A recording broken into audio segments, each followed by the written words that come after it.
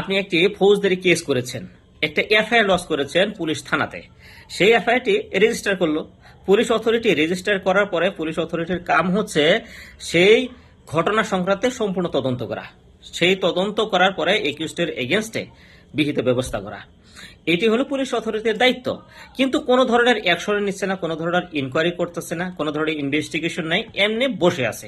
তখন আপনি কি করবেন? তখন আপনি superintendent of police, police authority যেটা হেড এসপি, সেই এসপির কাছে গিয়ে আপনি সম্পূর্ণ ঘটনাটি বর্ণনা করে তারপরে অ্যাকশন নেওয়ার জন্য পুলিশ অথরিটিকে একটা ডিরেকশনের জন্য যাবেন। আপনি যাওয়ার পরে যখন এই কথাটি বলবেন, তখনও যদি কোনো ধরনের সাড়া না পান, তখন আপনি জুডিশিয়াল ম্যাজিস্ট্রেট অর্থাৎ আপনার চিফ জুডিশিয়াল ম্যাজিস্ট্রেট কোর্টে এসে আপনি একটা কেস করতে পারেন, যে অনুসন্ধান করার জন্য বা ইনভেস্টিগেশন করার জন্য। সেটি আপনি একজন অ্যাডভোকেটের সাহায্যে সেই কেসটি করতে পারেন বা সেই